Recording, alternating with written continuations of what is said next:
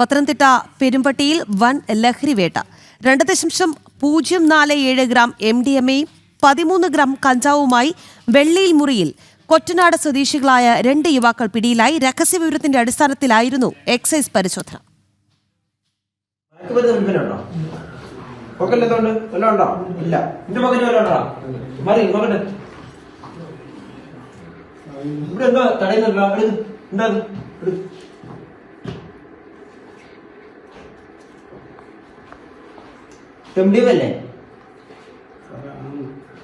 രഹസ്യവിവരത്തെ തുടർന്ന് പെരുമ്പട്ടി വെള്ളയിൽ മുറിയിൽ കഴിഞ്ഞ ദിവസമാണ് പത്തനംതിട്ട എക്സൈസ് സംഘം പരിശോധനയ്ക്കെത്തിയത്.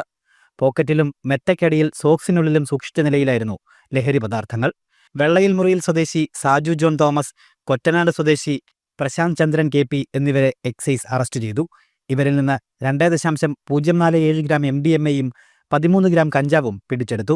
പത്തനംതിട്ട നാർക്കോട്ടിക്സ് സ്പെഷ്യൽ സ്ക്വാഡും ഐബ ടീമും സംയുക്തമായി മല്ലപ്പള്ളിയിലുള്ള പെരുമ്പട്ടിയിൽ മേമന വീട്ടിൽ വൈകിട്ട് 5:00 നടത്തിയ റെയ്ഡിൽ ഈ വീട്ടിലെ തോമസ് ജോൺ മകൻ സിജോ ജോൺ, ഇയാളുടെ കൂട്ടുകാരനായ പ്രശാന്ത് ചന്ദ്രൻ എന്നിവരെ 2 ഗ്രാമിലധികം MDMA-യും കൂടാതെ 13 ഗ്രാം കഞ്ചാവുമായി അറസ്റ്റ് ചെയ്തിട്ടുണ്ട്. ഇവരുടെ പേരിൽ NDPS കേസെടുത്തിട്ടുണ്ട്. പ്രതികളെ റിമാൻഡ് ചെയ്യാനുള്ള നടപടികൾ സ്വീകരിച്ചു.